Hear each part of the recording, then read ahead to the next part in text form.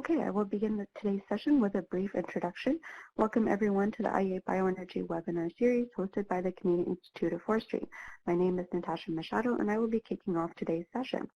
Today is Tuesday, February 5th, 2019, and we are very pleased to have Tuque and Uwe Fritsch with us today, who will present on perception and positions of stakeholders towards bioenergy. We are also very pleased to have Professor Dr. Martin Junginger, who will be the moderator for today's session. To start things off, Professor Martin Junginger holds the Biobased Economy Chair at the Copernicus Institute, Utrecht University, and works on, among other fields, sustainable biomass production, supply chains, conversion and end use for energy and materials. Until the end of 2018, he was task leader for IEA Bioenergy Task 40 on sustainable biomass markets and international trade to support the bio-based economy. And with that, I will now pass it along to Martin to introduce today's topic and speakers for today's session. Thank you very much, Natasha, and welcome everybody. Thank you for joining this webinar. I would like to start by introducing my co-presenters. First of all, Tuque Maimouna. Tuque is a PhD student at Utrecht University.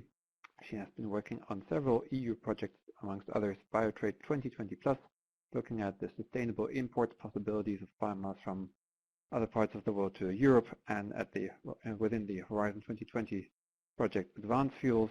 But she has also been the task manager of IEA Bioenergy Task 40, and within that frame she has also been the lead author of the paper on position and perceptions of supranational stakeholders' positions towards bioenergy, which we will be presenting today. And our second speaker is Uwe Fritsch. Uwe studied applied physics at the TU Darmstadt in Germany, has been working since 1984 as a scientist at the Öko-Institute, where he headed the Energy and Climate Division in Darmstadt until 2010. After that, he focused on international activities and projects concerning sustainable biomass, and in 2012 he co-founded INAS and works there as a scientific director.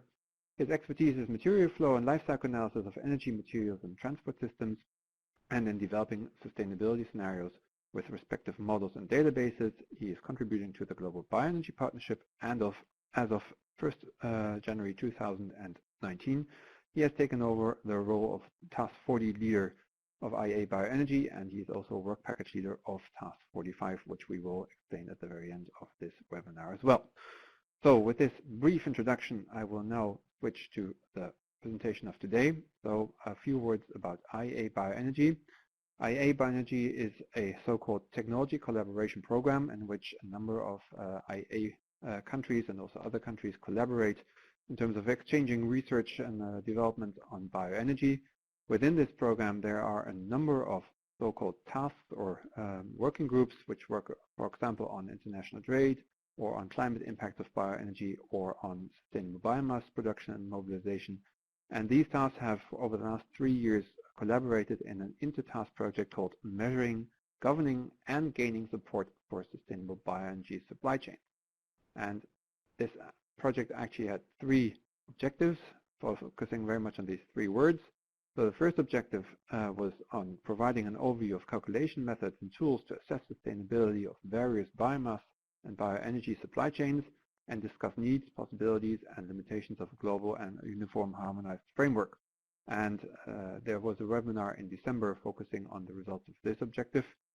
The second objective was on comparing and assessing effectiveness and efficiency of a variety of approaches on sustainability governance of biomass supply chains, led by the first one was led by Johan Berndes and Annette Cowie. The second objective was led by Inge Stupak and Tad Smith, and they actually held a webinar in September 2018, and these both webinars are also available on the IEA Bioenergy website if you're interested.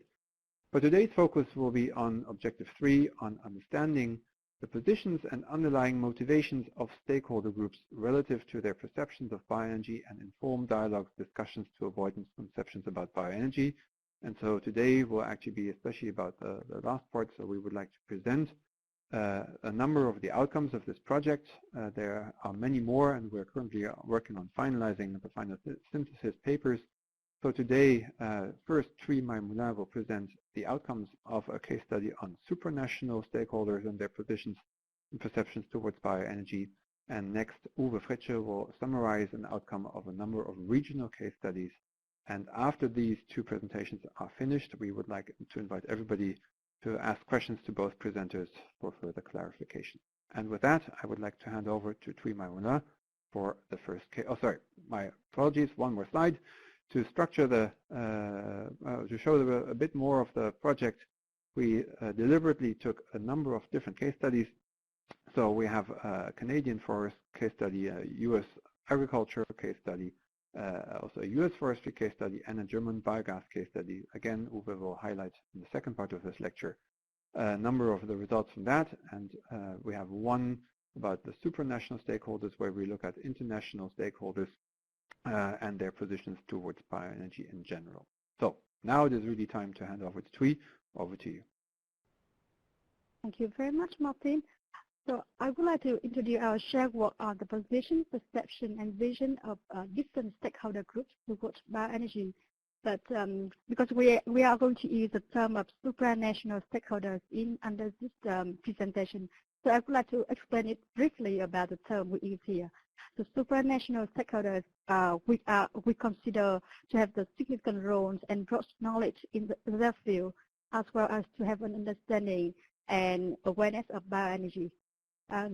First, I'm going to provide also the result of the online survey. So we have designed also the online questionnaire, and we received contributions from more than 200 participants of all identified stakeholder groups.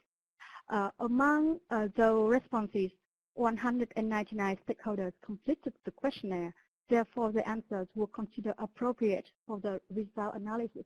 And the online questionnaire was carried out from April 2017 until June 2018. On the figure here, you could see that academia and consulting groups had a high contribution of the total answer. Also, the policymaker group and the non-governmental organization were also actively contributing. We also have the contribution from biomass user for energy, 12% of all the participants, and also a fair contribution from general public, from biomass producer, and also biomass user for other purposes. So also for clarification, biomass user for other purposes normally refer to the stakeholders of the sector biochemicals and biomaterials. We asked also the different stakeholder group on the source of information and also the most trusted source of information about bioenergy. You could see here on at the bottom of the figure about the internet and social media. You could see that they provide a high dissemination of information on bioenergy, but then they are the least trusted source of information. In the meantime, academia and consulting groups only provide a fair distribution of information, but they are the most trusted source of information about bioenergy sector. We asked also different stakeholder groups about the suitable feedstocks used for bioenergy production, and we received a high acceptance first for the agricultural feedstocks, including the harvesting crop residues and processing crop residues. The high acceptance also received for forest residue, including the conventional harvest operation, and also the residue from processing activity, from urban goods residues, and also low-value goods. The energy crops produced from agricultural land or the high-value goods received also a low acceptance for bioenergy production, and a number of stakeholders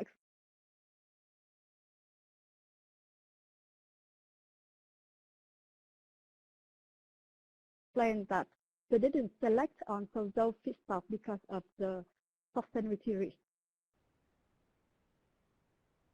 We identified 3 different barriers, and we asked stakeholders on their opinion about the barrier for bioenergy, and we could see from here that the barrier received the high agreement. It actually is the unresolved sustainability issues, which result to the policy and market uncertainties. Also a lower acceptance consideration as barrier, so to lack of economic stimulation and market incentives, or also lack of scientific information for better informing policymakers and also other stakeholder groups. Regarding the challenges for bioenergy development, the stakeholder group identified that the lack of general societal acceptance is the main challenge for bioenergy development, and they, for them, the concern of undesired environmental impacts which cannot be avoided, or the no contribution for economic growth as less challenging. You could also see actually on the figure is that the opinion of the biomass user for other purposes group, their opinions are different compared to other the opinion of other stakeholder groups here. We identify different the 6 different drivers for bioenergy development, and we asked them for the agreement of different stakeholders. And the two main drivers according to stakeholder groups are the reduction of greenhouse gas emissions and also the energy security and security of energy supply.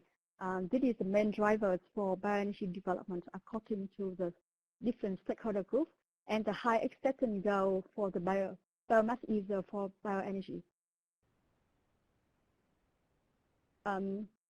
We would like to know also under what conditions that the bioenergy sector could receive support or enhance support from different stakeholder groups, and so we identify also 3 factors, and the 2 most important conditions that according to stakeholders are very important. The sustainability requirement to be mandatorily established for all biomass sites regardless of NU, and also policy making should be based on more on scientific information. From the online survey, we summarize the key points we found out so far that regarding the awareness, the general public are not very well of bioenergy sector activities and also the development, and their roles of on the different bioenergy activity are not very well recognized. About the source of information, academia and consulting are the most trusted source of information, but actually in reality they are the least used. About the feedstock use for bioenergy production, we could see that bioenergy crops cultivated on agricultural land are not in favor, and to many stakeholders, the issue of indirect land use change or sustainable forest management really need to be more clarified, and also the measurement and definition need to be more consistent. The view of also of the stakeholder in the biochemical and biomaterial industry are different, and actually we found the 2 main factors. They have the concern about the competition for feedstocks use, but also they have the concern on the subsidies that which are also used for bioenergy. And from the key from the online survey, we found the key barriers, but also drivers and challenges for the bioenergy sector. First is the acceptance of general public. This is that the general public are not very well aware of bioenergy sector, and their acceptance is very important for the sector development. Also, many stakeholders have the issue, the concern about the sustainability requirements and the implementation of the sustainability criteria, not only about the greenhouse gas emissions, but also about the sustainable forest management, the social and economic aspect as well. And for the sector to develop further, the market and policy uncertainties are also a key factor. We could also found the key point from the communication with the supranational stakeholders. Actually, each supranational stakeholder representing different organizations So they have a different viewpoints and perception. Therefore, their influence are not similar. And most of the stakeholders have the positive view about bioenergy, and one has the neutral viewpoint, and two also indicated no support for bioenergy development.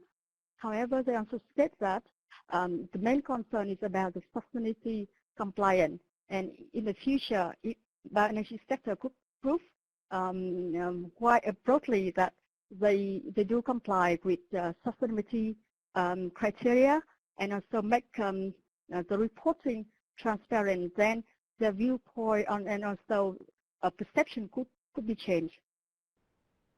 And from the communication of the roundtable dialogue and also the interview with the supranational stakeholders, we found that transparency is very important, that the external stakeholders need the information to be shared, and also having also sustainability reporting of the bioenergy stakeholders is very important for them. Collaboration between different sectors, and especially in the biomass supply chain, understanding the complexity of different stages of the chain is also very important for the bioenergy stakeholders.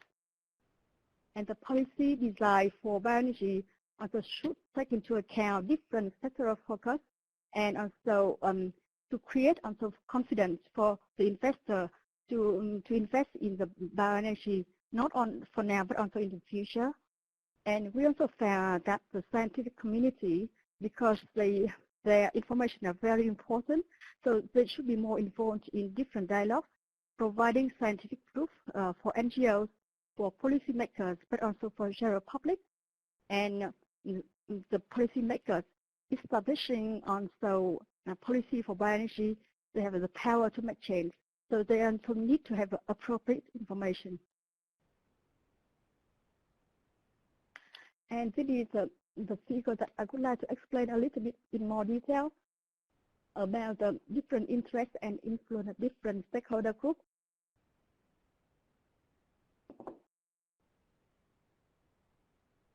From the online survey, dialogue and interview, excuse me, which show that, excuse me, that the position of the general public need to be more recognized in designing policy, excuse me, and in implementation of bioenergy projects. Their involvement in the general public in bioenergy projects need to be increased. So we could see that actually the interest and the influence of the general public is low. We also see on the figures the NGO group position. The NGO group demonstrates the concerns about the environmental impact of feedstock sourcing for bioenergy, and also feedstock mobilization. They have also relatively high influence on both informing and changing the viewpoint of different groups. Some of the NGOs have the critical viewpoint towards bioenergy. And regarding the biomass user for other purposes, they indicated the issue of resource competition between bioenergy and their own sector. And they saw a minor role of bioenergy to contribute to global energy production. But actually, in reality, they also indicate themselves that they have a limited influence on bioenergy development. The biomass user and biomass producer for energy, in principle, they support bioenergy development and are positive about the growth of bioenergy sector. The academia and consulting group has generally a positive view on bioenergy, and their role is very important to inform the bioenergy sector's activities to external stakeholders. So they have high interest, but the medium influence. And the policymaker, in principle, have a positive view on bioenergy, but they do need appropriate information for their decision making. They have the most important role in designing bioenergy policies, which influence the bioenergy sector development. So I'm now going to the last slide of the work about the vision ahead. based on the interview with the 11 supranational stakeholders and 15 stakeholders in the 2 roundtable dialogues. In the short term, sustainability criteria are very important to the sector to gain support or to enhance support. So the sustainability criteria need to be more consistent, so it needs to be improved, and the measuring need to be more transparent, and the requirement should be mandatory. This is also in the ideal position. And also the role of bioenergy, it could be more enhanced if there's more technological advancement, especially in the processing process, and also finding solutions for the risk investment for bioenergy, as also the factor that the stakeholders of bioenergy need to come with. The communication of bioenergy stakeholders with external actors for mutual solutions is also important, because solutions need to also to be involved from different stakeholder groups, and including also stakeholders which are currently underrepresented in the discussion for bioenergy. For example, the labor unions, and also discuss the positive effects of bioenergy for the local community regarding the local income, or also the labor work, the land rights are also very important also to gain support for bioenergy. And the policies for bioenergy need also to take a broad perspective of risks and opportunities. The linkage of climate energy and the contribution of bioenergy for the climate mitigation need also to be clarified. And in the medium and long term, stakeholders see also the role of advanced biofuels in decarbonizing the transport sector, but the technology and deployment at the time being is not yet measured, so it needs to be more accelerated. The monitoring and measuring sustainability is continue also a very important factor for bioenergy sector, but and also the measurement of sustainability need to be flexible on the local level, especially for the developing countries. The collaboration between also different actors in the supply chain need to be more efficient, especially the sector using the same feedstock. And also feedstock used for bioenergy production need also to take into account the level playing fields for different sectors for bioenergy, but also for biomaterials and biochemicals. So this is our finding. Then I could like also to introduce this little technical problem. I try to catch up. The regional case studies. What I will present is a really very summary of some of the issues from the Objective 3 point of view, so from the kind of stakeholder views. There's much more substance on the governance and so forth in the documentation of the regional case study, so I would encourage you to take a look to the material we have available on the task website, on the Intertask project website.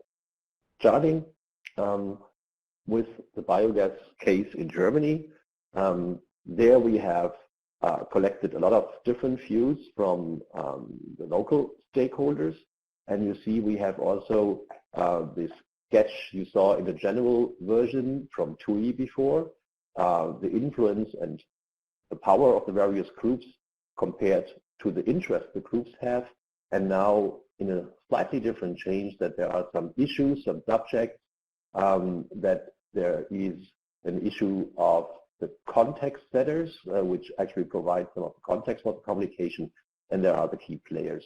So this is something you will see a little bit more detail in the paper which is coming up from the colleagues. Basically, the study aimed to understand better what the stakeholders and their perception was in the sustainability of the biogas sector, and be aware that this is for Germany. In other countries, biogas is developed in a different way than in Germany, so I think this is just one little view to the issue. Hope you can proceed here. The questions which were raised and the discussions the colleagues had on the level of governance and compliance, that is an important issue. where do we regulate or at least discuss sustainability? And here there is an agreement, I hope you can see that, at the national level, the highest agreement was there, and interestingly, both between the plant operators and the other stakeholders. And at the international level, there is also some support for that, and for the local level, that is a little bit more. So people clearly want to have a local view, but also the national level as control, and the international level is a little bit more remote. On the other hand, the issue of mandatory, there are different views. The plant operators are not extremely supportive to that, while the various stakeholders have a stronger positive view towards that. It's exactly the opposite on the voluntary option, and both agree a mix may be actually something we should get. And again, more detail on that comes from the publication from Tuque and colleagues, which is under review. A glimpse to the forest biorefinery in Tuque in Quebec, in Canada. This is something which is also a specific case, but quite an interesting one, because here we talk about a remote area where public forests are under good control from the government, and there is quite an active forest industry already with sawmills and pulp mills, and there are some First Nations people which have a long history of living there in this area. And under these circumstances and context, you should have that in mind when looking at the different perceptions from the stakeholders and their expectations. We have here a relative weight of the answers from all the stakeholders which were interviewed and discussed with regarding various issues. And the highest rank for this group of stakeholders in that particular part of the world was the economic perception, the creation of additional income for the region, and of new business opportunities. There's also clearly a perception that environmental issues are relevant, that they are higher in terms of the direct impact than the more abstract ones, such as biodiversity and climate change. But still be aware that this is for a comparatively remote and sparsely populated area, which already has a history of forest operations. So this is clearly not something you would take as a model for the overall forest biorefinery stakeholder views. But it's good to see that for their perception, the economic thing, the opportunities we see here are clearly stronger opinionated than the other concerns. If we go ahead to the United States, to Iowa, their lignocellulosic-based ethanol factory was under discussion, and you see also that the stakeholders, their priority regarding indication of sustainability has on the environmental side a rather high rank, but on the economic aspect an even higher, especially the profit issue is comparatively stronger. Excuse me. Followed by environmental aspects, and the social aspects are okay. So I think that's something where you can already read a little bit more detail. It's published. The source you find in the lower right of the slide. Sorry, excuse me. So here again, we see that from a farmer, in the case of Canada, it was a forest community thing. Here we have a more agricultural situation where economic aspects are dominating, followed by environmental aspects, which are mainly the local environmental aspects. Sorry, I need to drink a sip. That's a sec.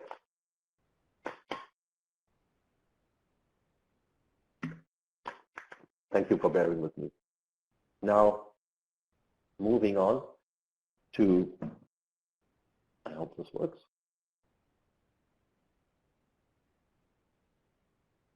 Yeah. Now again to a forest situation in the United States, in the southeast, where in the moment bioenergy products such as pellets are a tiny portion of the overall product coming from forestry. And the issue here was to say, can we replace coal with pellets and enhance the carbon sequestration by improved management of the existing forest? And what we found in a mail survey, this is not an online questionnaire, this was done by mail, that there is clearly a willingness to say, yes, we can divert some of the material we're going to produce to pellets if we get a better price, if there are positive impacts such as reduced fire risk and insect infestations, for example, and if they get the technical assistance, because a lot of the farmers and owners there of this family type of forestry thing don't have the own capacity to actually look into that. And the landowners, on the other hand, they clearly want to get more income from a diversification of their products, more regional growth. They're also in favor of best management practices to improve the forest operations and its productivity. And clearly there is an issue of job creation from additional uses of forest products for pellets. That's something where you already see some details of this views from the private landowners is published. The next slide should try to combine what we have found from these case studies. Again, be aware these are cases. They should not be seen as representative, but they are kind of insights in a specific context. And we have used a variety of contexts and feedstocks and situations so that we can hopefully draw some conclusions from that, which can be generalized. So basically what we found is that an issue of how does the communication about bioenergy is being done, that the key issue here is trust and confidence. The more the people trust the specific stakeholders, the easier it is to transfer information.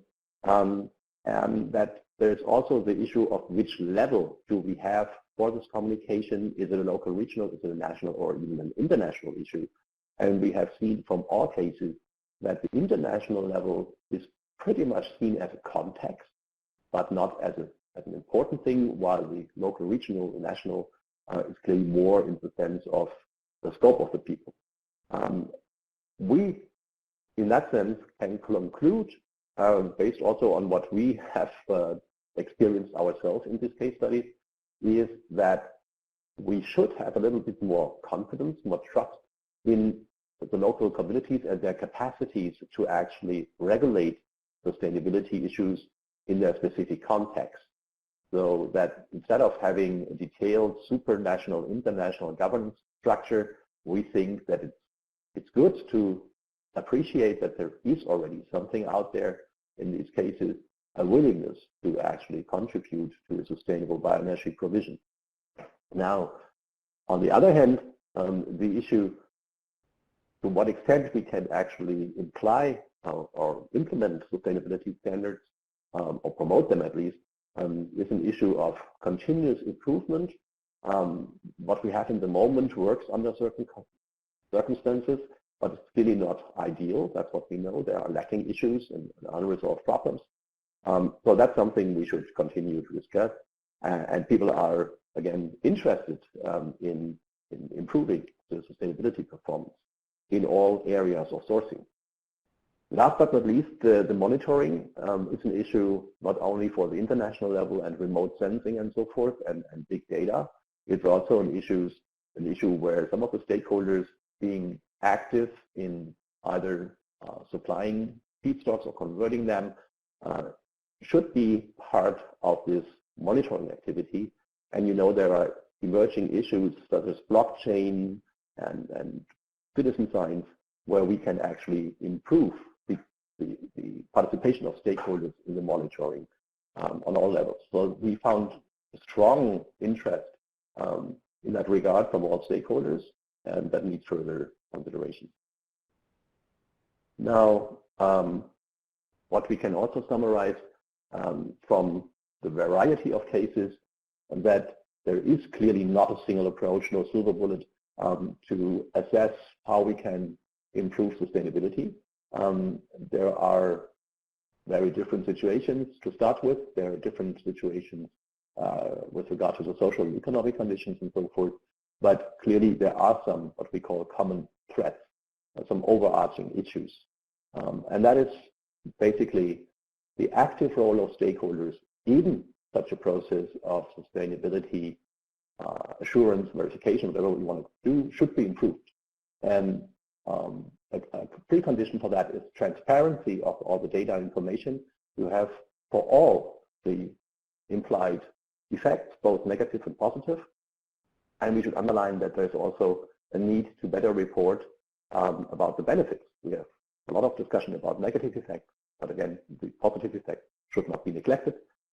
The monitoring should be something you don't do just for once and then 10 years later. It should be an ongoing thing.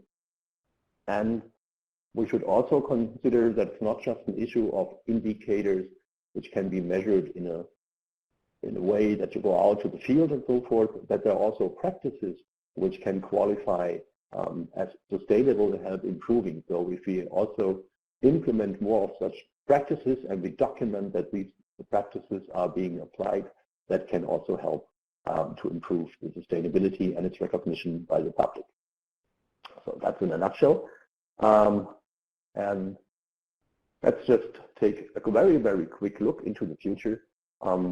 We have discussed in this group of tasks which contributed to the Intertask project within the bioenergy family, what the lessons are we can learn from this activity over the last 3 years. And one was to say, oh, let's try to concentrate the work in a new task, a new activity, and that is the task 45, which is the climate and sustainability effects of bioenergy within the broader bioeconomy. You see the website here, which will be populated in the very near future.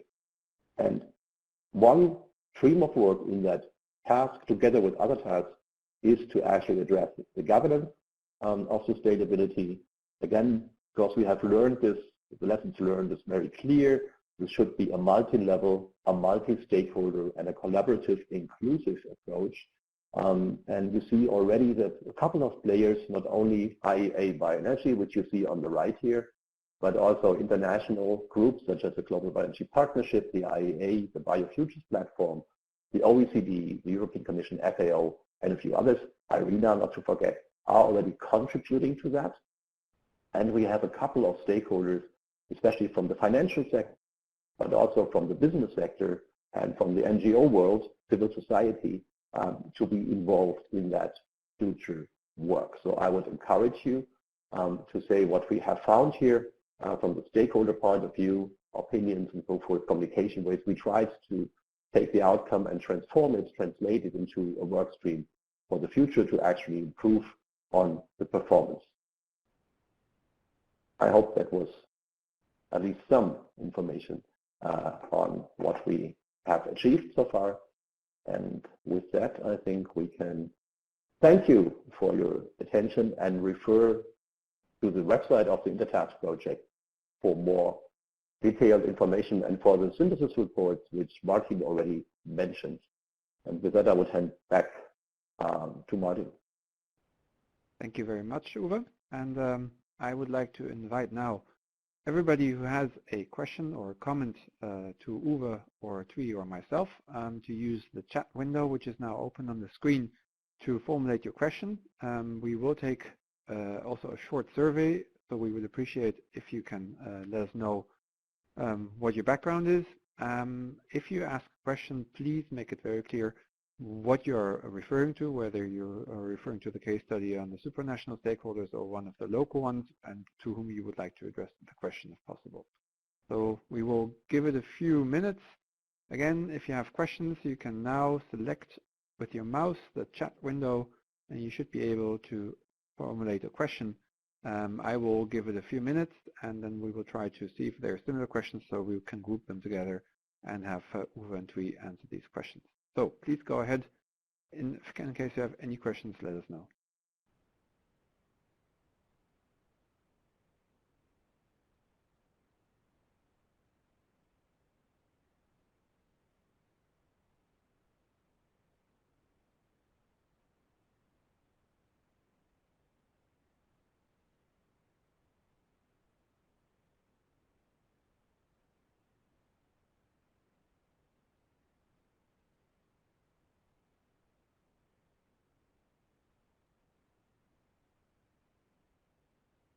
So I think the very first question is a technical one. Natasha, how do you submit your poll vote? I assume it's just simply clicking on the button on the left of which Yep. nature of your work represents best.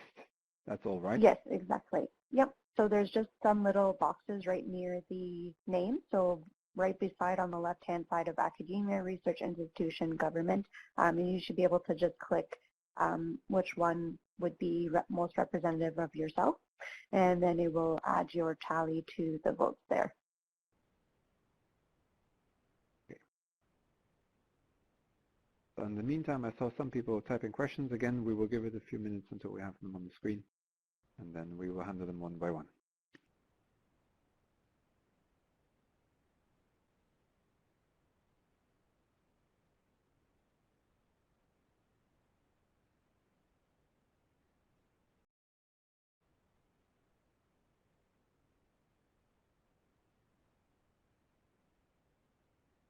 So the first question is a very easy one. Will the slides available be afterwards? Yes, the slides and in fact the entire recording will be available on the IEA Bioenergy website.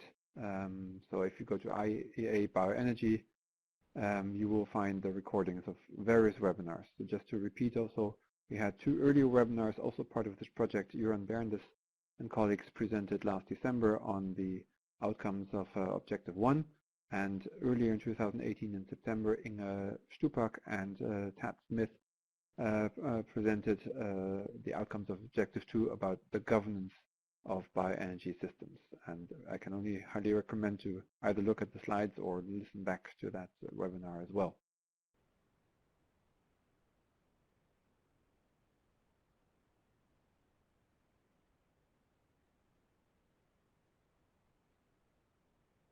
So Uwe, maybe you're best up in the position to comment on the additional information regarding the plans of Task 45. Yes, I'm trying. Can you hear me? Yes. Yes, very good. First of all, I should say we are in the preparatory stage of this new task, and we have a kickoff meeting end of February, where this, for the first time, this group actually is meeting, and then we develop and decide on our various activities. And after that, so in very early March, you will find on the task website the planned activities and way to interact. What I can say already is the government's issue, the issue of governance of the bioeconomy, will be a participatory way in with a couple of workshops and conference meetings and so forth, where we will invite many stakeholders to join. And we have specific work streams such as the climate change issue is really not resolved, and the whole debate about ILUC, you know, there will be, at least in Europe, a dedicated act coming from the Commission somewhere in the near future, and we will have to react to that. There's clearly discussion about land and climate from the IPCC, where we're going to work on an interpretation and helping people understand what this message means, and so forth. So I think that is something we are going to be deeply engaged. And also not to forget that there are other sustainability impacts than climate change. And one of our work package is addressing that issue. That includes the issues which may have been a little bit underrepresented in the discussion. It was mentioned, the rural development, job creation, and so forth. And that's something we're going to investigate much. Very good. Thank you very much, Uwe. And I think, again, the website of Task 45 will become online also quite soon. And with this new task meeting, we also have a large number of new members. So we also need to find the bearings of the new task 45.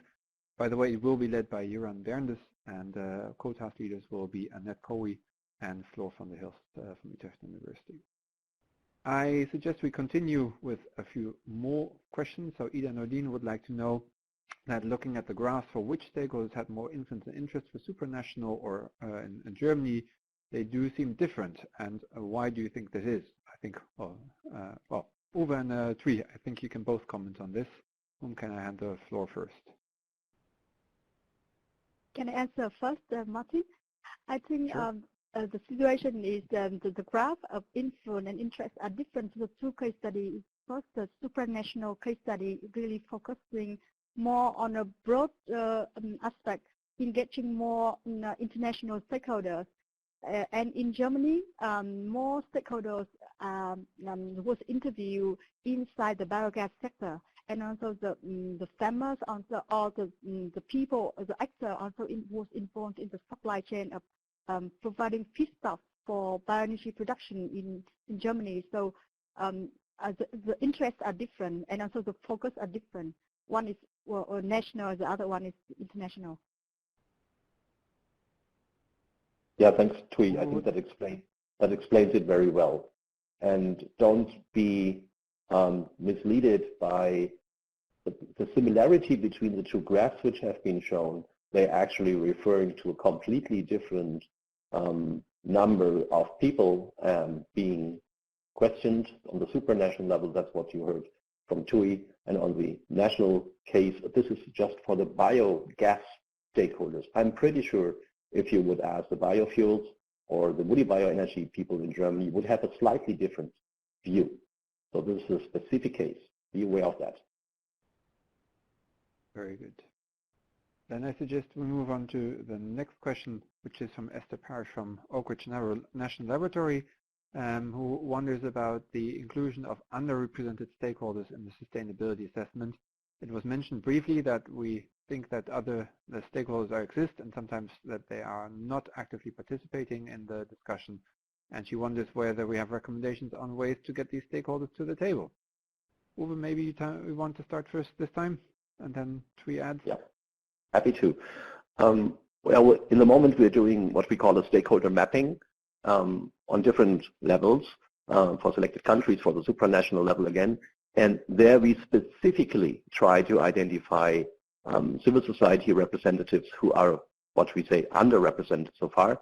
That includes, as was mentioned, the labor unions, but it also includes, for example, the churches and the rural development and also sustainable development institutions and organizations. And we will address them specifically to invite them to make their views known. So they will be important additional participants in our future work stream. You will be able to see some of that already in the outcome of a workshop we are planning in the moment for end of May. And there is a conference, a European Biomass Conference in Lisbon from May 27 to May 30. And on May 28, we have a special event on forest landscape restoration and bioenergy. This is a public event. You will learn about it on the Bioenergy website. And that's where we also bring in the rural development perspective, the social implications, and the connections to sustainable land use and landscapes. So that's where we specifically invite people from that underrepresented crowd, and we will continue doing so during the whole exercise of the next 3 years. Tuque, any thoughts from your side? I would like to add one more point regarding also the engagement of stakeholders into the sustainability assessment process. We also know that some certification scheme, they also have the measurement and also definition of sustainability criteria and how to measure sustainability criteria in practice. And we know also that we had also some project and also working with some stakeholder, and they also mentioned that stakeholder and also the local community are very interested in also seeing the sustainability compliance of bioenergy, and therefore I think through also certification scheme we can also engage more stakeholder into the sustainability assessment of bioenergy. Okay, thank you. Then I would like to move on to the next question, which is from Kate Lewis from the U.S. Department of Agriculture. Thank you for the praise. Her question is on the area of communication, outreach, and engagement with various entities for market acceptance and transformation for biofuels, biopower, and bioproducts. Primary research like this is crucial for us to be strategic about stakeholder involvement, engagement efforts. So I guess it's more praise for the work. Still, Uwe and Tuque, do you think our work should also be more actively sent to policymakers to help them with making policy? Yeah, that's basically the mission of IEA Bioenergy with various TCPs. And I really appreciate, Kate, that you gave us this information. You know that we have a second forum where IEA Bioenergy is very actively collaborating with, and that is a Global Bioenergy Partnership, where U.S. Department of Agriculture has a representation.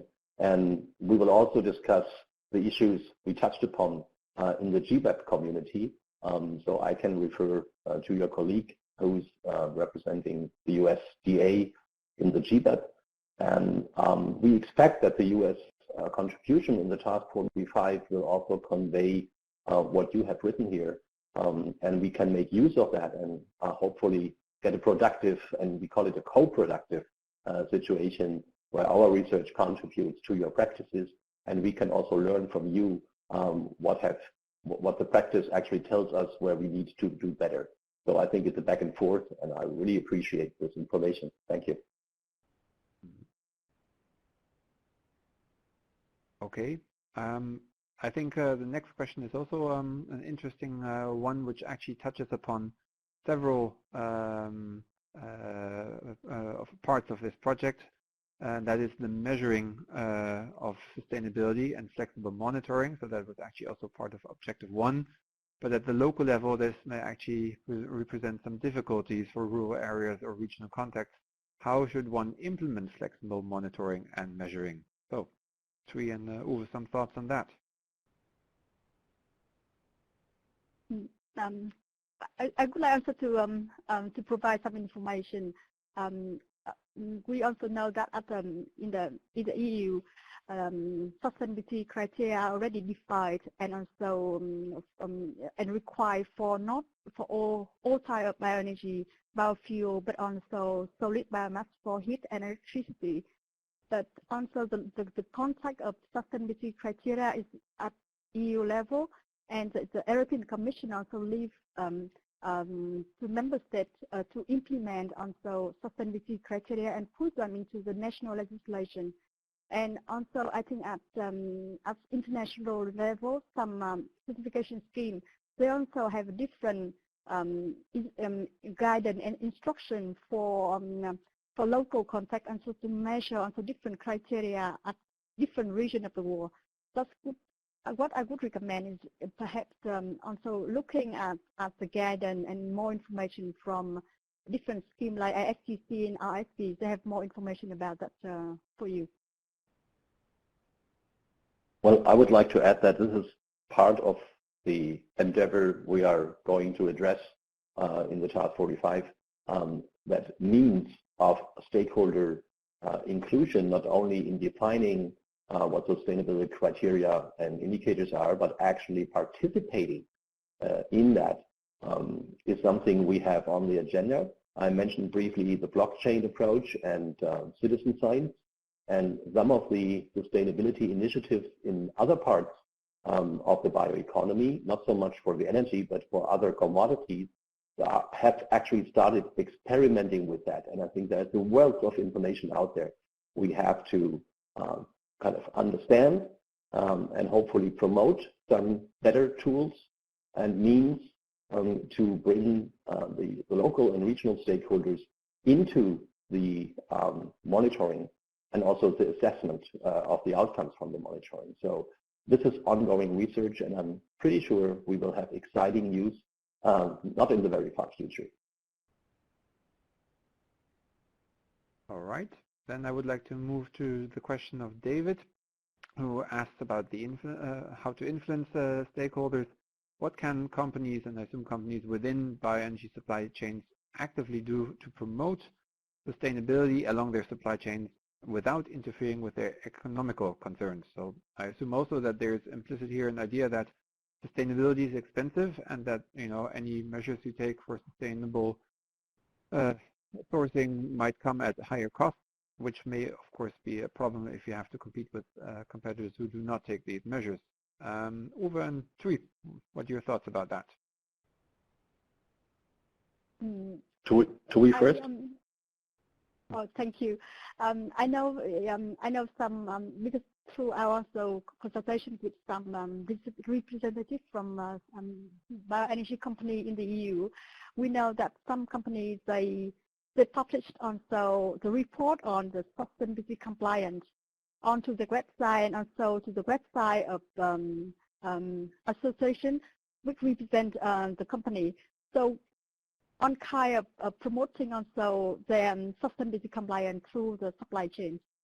So this is also very small idea for the company to promote the sustainability compliance. Well, I would say there are supply chains for biomass outside of the bioenergy world. As I mentioned already, some of the commodities such as soy and timber, cotton, and so forth, where increasingly some of the businesses can only participate in the trade and in the supply chain logic if they comply with certain requirements such as deforestation-free or no child labor and so forth. So I would say we see an evolvement that instead of being more costly, it's like a precondition for participating in the supply chain. And this is a sort of governance which is within the supply chain between the various actors. That is for the bio-based materials. It's clearly an important issue coming up all over the world. But we surely see that in the case of bioenergy, there is, in the moment at least, a little additional cost to the compliance, which may be tricky and requires some of the subsidy schemes we see still in place. So in general, I would say there is an involvement that to stay in the business, to be ready for due diligence, the overall sustainability becomes an issue of day-to-day business, while in specific markets we still have to do more and better. So if you take it for the moment as a glimpse of what we can get to, but we have to actively work on that issue, and the level playing field that was mentioned by Marvin is absolutely crucial. If there are free riders who can do anything, then it's hard to implement sustainability requirements for the few, right? So it must be a broader thing to actually address the overall bioeconomy. Thank you. Okay, then we have a final question so far from Mariesse van Sluisveld from the PBL of the Netherlands, very close to Utrecht, and she would like to know, well, basically within current long-term policy assessments, such as the ones included in the IPCC, we see a lot of scenarios depending to a large extent on the availability of bioenergy and or the combination of CCS to meet the Paris Climate Agreement and especially 1.5 degree scenarios. And she wonders whether this was any part of the survey or whether the stakeholders reflected on this during our interviews. So maybe Tuque and Uwe, can you answer? Uwe, would you like to answer first? Yeah, I can say that in the very design of the questionnaire we use, that was before the IPCC report came out, the 1.5 degree one. So we actually didn't have it explicitly. But in some of the discussions we had with the supranational stakeholders, especially last summer, that was clearly an issue. And they underlined that, first of all, there's a lot of questions still regarding BECCS. Not all people are convinced that this is something we have to do. But on the other hand, if we have to do it, we absolutely need sustainability as an issue of the whole. So there's absolutely no way that you would trade environment versus social, for example. And that's why the current opinion, what I hear from stakeholders is we take the Sustainable Development Goals, the SDG, as a sort of an umbrella, and any activity to fulfill one of the goals, which includes the climate and Paris Agreement, would not have to violate the other goals and targets. So that's at the minimum requirement, that you have consistency in your policy, and that needs still to be developed with regard to BECCS. IEA Bioenergy will actually start a project on BECCS end of February again, and that will be quite exciting. And one of our participants in this thing is actually going to lead this. So be aware, we're going to address that issue. It came up in some of the discussions, but it was not part of the overall survey because it takes a while to prepare that and go through, and at that time it wasn't yet an issue for the broader discussion. I think that summarizes very nicely. Sorry, Tuque, go on. I confirm also that the answer from Uwe that we didn't put answer the answer in this question in the questionnaire for the online survey, but with the interview with the supranational stakeholder, when we asked answer about the long-term policy for bioenergy. Also, a number of stakeholders also recommended also to look at the broad picture of renewable energy in the future, the contribution of bioenergy, but also the role of GSET and also other renewable energy. So long-term policy also needs also to look at different perspectives of renewable energy, different renewable energy in the future. All right. Then we have another question coming up from Chris from PSPC Canada, who asks about the CO2 emissions, the biogenic CO2 from biomass combustions, which create a carbon debt, which may last for decades. And given the short time remaining to mitigate climate change, what are your views on deploying more bioenergy and creating a surge of CO2 in the short term? Well, if I may take the liberty to answer this question first and then hand over to Uwe and Tuque. This was first of all a question which was mainly addressed within Objective 1 of this project, and which we have been dealing with within IEA Bioenergy for a long time. I think there is no simple answer for this because it depends on a whole lot of factors. It depends on what kind of fossil energy you are substituting. It depends on what kind of biomass you are using. It depends on what kind of counterfactuals you are assuming.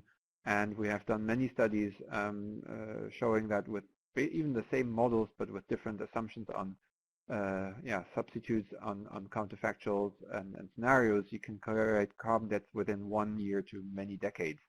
So in a way, there's an inherent uncertainty about your assumptions, which coins the debate and which makes it very polarized and also sometimes even emotional. I think within IEA Bioenergy, we recognize that there is an issue which needs to be addressed.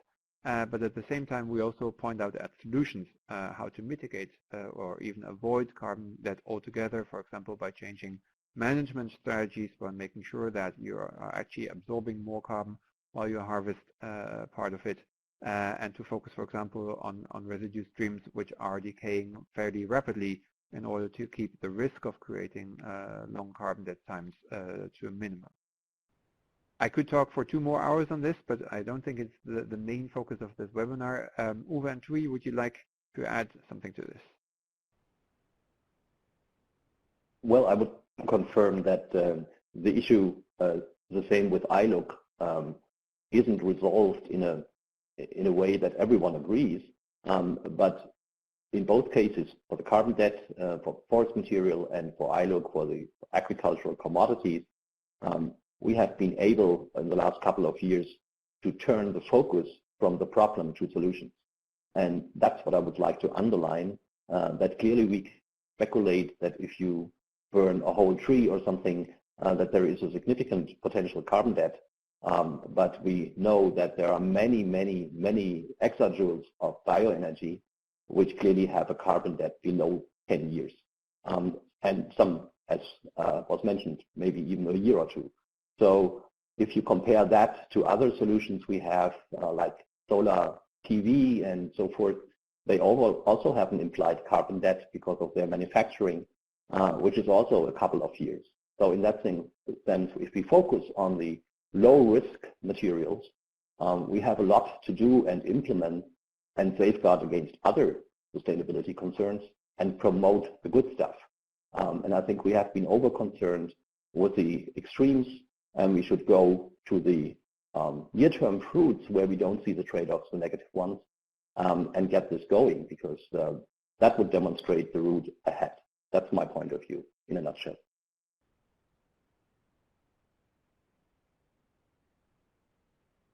Okay, I think we had a very nice question and answer session.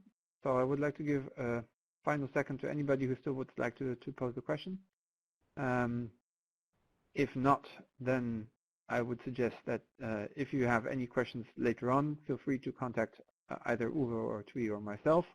Again, I would like to recall that this whole webinar will be also become available in a couple of days online, and also the presentation, as well as if you look at the website of the Intertask project, you can also find many of the underlying studies published already, and many more will come online in the next few days.